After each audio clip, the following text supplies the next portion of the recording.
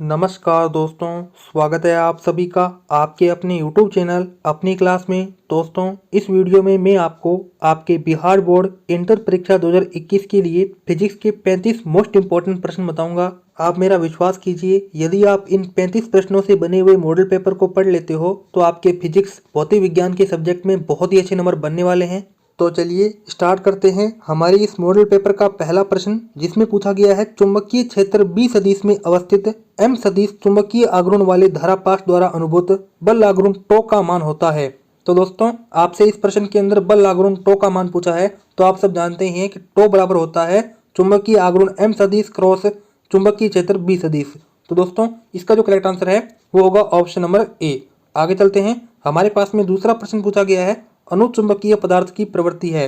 तो दोस्तों, आप सब जानते ही हैं कि कोई भी अनुचुंबकीय पदार्थ है, जब उसे किसी चुंबकीय पदार्थ के पास रखा जाता है तो वो क्या करता है, उसकी तरफ अट्रैक्ट होता है। क्या होता है दोस्तों?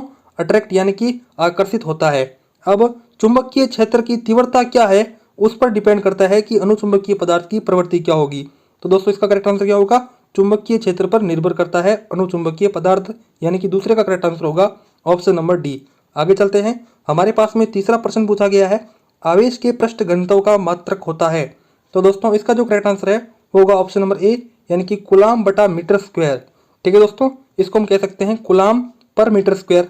आगे चलते हैं, हमारे पास में चौथा प्रश्न पूछा गया है एन अपवर्तनांक तथा ए प्रिज्म कोण वाले पतले प्रिज्म का न्यूनतम विचलन कोण होता है, यानी कि आपसे न्यूनतम विचलन कोण पूछा गया है। तो दोस्तों, जो न्यूनतम विचलन कोण होता है वो होता है n-1 यानी कि करेक्ट आंसर क्या होगा चौथे का? Option number B. आगे चलते हैं, हमारे पास में पांचवा प्रश्न पूछा गया है जितने समय में किसी रेडियो एक्टिव पदार्थ की राशि अपने प्रारंभिक परमाणु से आधी हो जाती है उसे कहते हैं अर्धायु, हाफ टाइम। क्या कहते हैं दोस्तों? हाफ टाइम अर्धायु, यानी कि पांचवे का करेक्ट आंसर होगा ऑप्शन नंबर बी।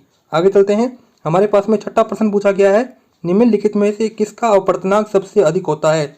तो दोस्तों, आप सब जानते ही हैं कि सबसे ज्यादा अपवर्तनांक होता है हीरे का, क्योंकि ये क्या है, दुनिया का सबसे कठोर तत्व है और सबसे कठोर पदार्थ है। आगे चलते हैं सातवें प्रश्न की तरफ, जिसमें पूछा गया है +10 माइक्रोकुलाम एवं -10 माइक्रोकुलाम के दो बिंदु आवेश वायु में परस्पर 40 सेंटीमीटर की दूरी पर रखे गए हैं, निकाय की विद्युत स्थितिज ऊर्जा क्या होगी। तो दोस्तों, जो कूलाम का नियम है उसकी सहायता से आप जो स्थितिज ऊर्जा है वो ज्ञात कर सकते हो। यहाँ पे जो करेक्ट आंसर है वो होगा ऑप्शन नंबर सी, -2.25 जूल। आगे चलते हैं आठवें प्रश्न की तरफ, पूछा गया है सूर्य के प्रकाश का स्पेक्ट्रम होता है। तो दोस्तों, इसका जो करेक्ट आंसर है वो होगा ऑप्शन नंबर सी, काली रेखा का स्पेक्ट्रम। क्या दोस्तों?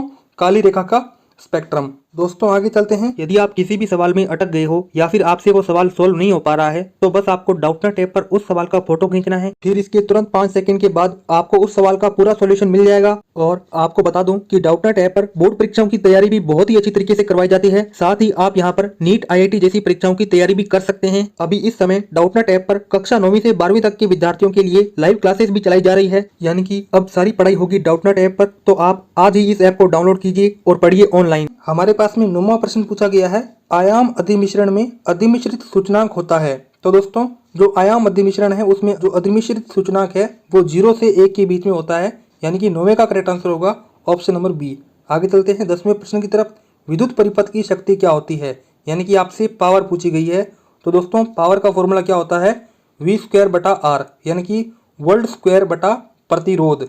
तो दोस्तों, इसका जो करेक्ट आंसर है वो होगा ऑप्शन नंबर सी। अब आगे चलते हैं, हमारे पास में 11वां प्रश्न पूछा गया है दो लेंस जिनकी क्षमता -15D तथा +5D है, उनको संयुक्त करने पर समायोजन की फोकस दूरी क्या होगी। तो दोस्तों, आपसे फोकस दूरी पूछी गई है और आपको लेंस की क्षमता है वो दे दी गई है। आपको दोस्तों कुछ नहीं करना है, आपको -15 और +5 को ऐड कर देना है। देखिए उत्तर आएगा क्या? -10। क्या आएगा दोस्तों?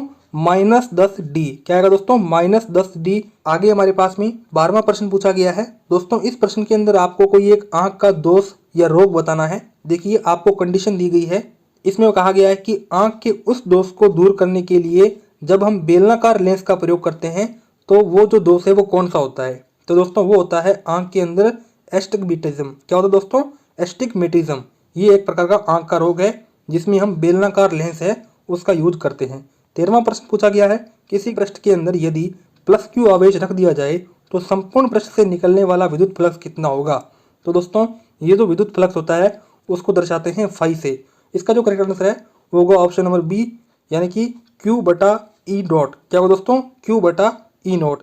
आगे हमारे पास में 14वां प्रश्न पूछा गया है, पृथ्वी के चुंबकीय क्षेत्र BH में यदि किसी चुंबकीय सुई के दोलन की आवृत्ति n हो तो आपको बताना है कि जो n है वो किसके समानुपाती होगा। देखिए दोस्तों, जो n आवृत्ति होगी वो होगा यहाँ पे BH के समानुपाती, यानी कि चुंबकीय क्षेत्र के। जितना चुंबकीय क्षेत्र अधिक होगा उतनी दोलन की आवृत्ति अधिक होगी। यहाँ पे n स्क्वायर समानुपाती क्या होगा? चुंबकीय क्षेत्र BH, यानी कि 14वें का जो करेक्ट आंसर है वो होगा ऑप्शन नंबर बी। आगे चलते हैं 15वें प्रश्न की तरफ। पूछा गया है प्रकाश के रंग का क्या कारण है। तो दोस्तों, प्रकाश का जो रंग होता है वो उसके वेग के कारण होता है, यानी कि वेलोसिटी के कारण होता है। आगे चलते हैं 16वें प्रश्न की तरफ। किसी बिंदुवत स्रोत से परिमित दूरी पर तरंगाग्र क्या होगा। तो दोस्तों, 16वें का जो करेक्ट आंसर है वो होगा ऑप्शन नंबर ए, यानी कि गोलाकार। दोस्तों, आपने तरंगाग्र है वो सुना होगा और पढ़ा भी होगा, हाइगेंस का नियम है। आगे हमारे पास में 17वां प्रश्न पूछा गया है। देखिए, 60 वाट तथा 40 वाट के दो बल्ब यदि श्रेणी क्रम में जोड़े जाएं तो उनकी सम्मिलित शक्ति क्या होगी। दोस्तों, इस प्रकार से आपसे प्रश्न पूछा है, मैं आपको बता देता हूँ। देखिए, हमारे पास में ये सेल है, ठीक है, ये प्लस हो गया, ये माइनस हो गया। आपको यहाँ पे क्या लगाए गए हैं? दो बल्ब लगाए गए। क्या लगाए हैं दोस्तों? दो बल्ब लगाए गए हैं।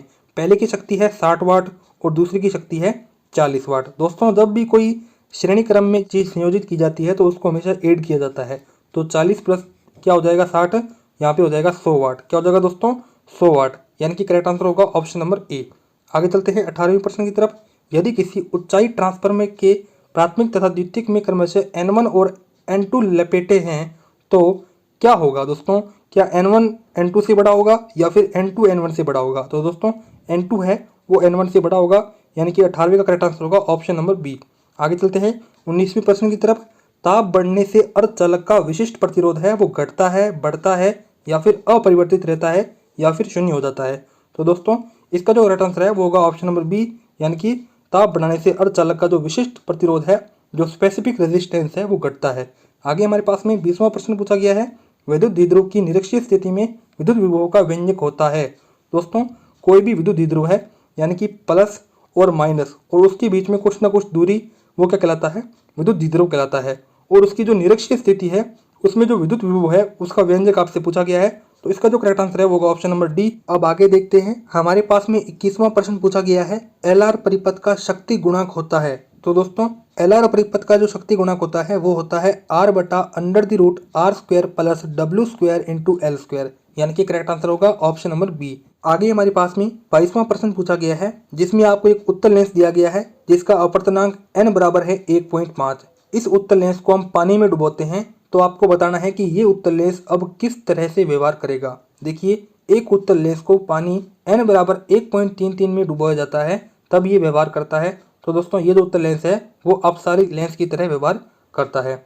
आगे चलते हैं, हमारे पास में 23वां प्रश्न पूछा गया है। विद्युत चुंबकीय तरंग के संचरण की दिशा होती है, जैसे कि आप देख सकते हैं ये होती है हमारे पास में विद्युत चुंबकीय तरंग, ठीक है दोस्तों। अब आपको इसकी संचरण की जो दिशा है वो बतानी है। तो 23वें का जो करेक्ट आंसर है वो होगा ऑप्शन नंबर डी, ई क्रॉस बी के समांतर, यानी कि ई सदिश क्रॉस बी सदिश के समांतर क्या है? विद्युत चुंबकीय तरंग की संचरण की दिशा होगी।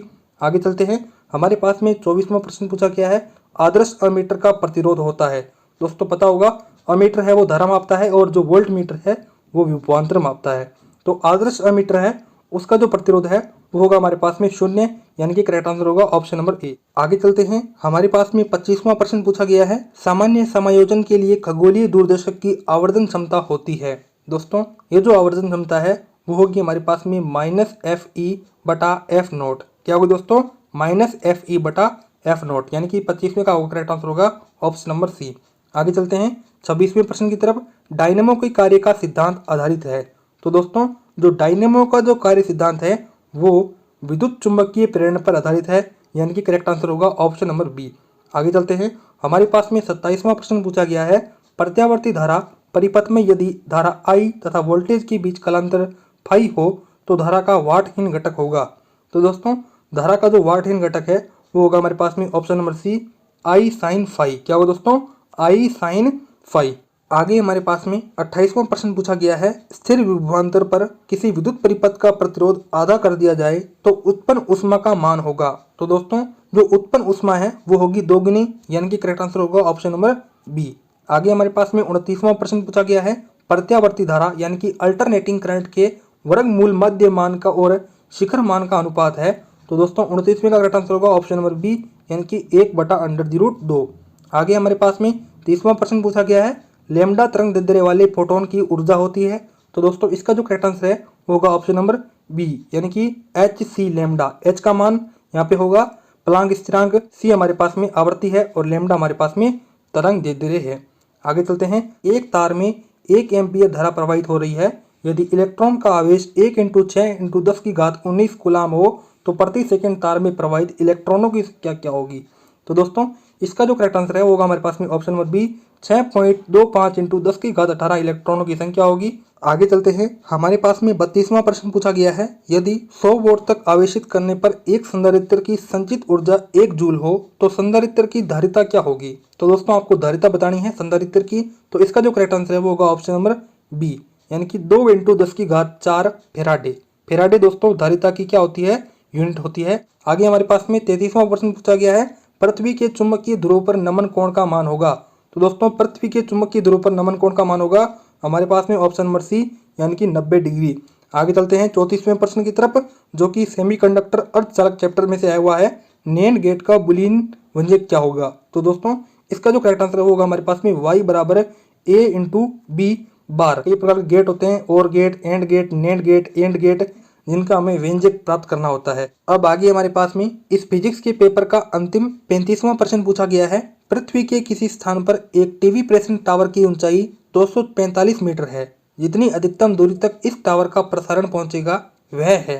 तो दोस्तों इसका जो करेक्ट आंसर है वो होगा हमारे पास में 56 किलोमीटर, यानी कि ये क्या है, प्रसारण की ऊंचाई है। दोस्तों इस प्रकार से मैंने आपको इस वीडियो के अंदर आपके बिहार बोर्ड इंटरमीडिएट परीक्षा 2021 के अंदर फिजिक्स के 35 मोस्ट इंपॉर्टेंट प्रश्न बताए। मैंने आपको ये जो प्रश्न है वो न्यू पैटर्न के आधार पर बताए हैं, और आपको ये मुझे लगता है कि प्रश्न पसंद भी आए होंगे। दोस्तों यदि आपको ये प्रश्न पसंद आए हों तो आप इस वीडियो को अपने दोस्तों के साथ जरूर शेयर कर दें, ताकि उनका फायदा है वो भी हो पाए। इस वीडियो में इतना ही था, अब मिलते हैं किसी अन्य वीडियो में, तब तक के लिए जय हिंद, जय भारत।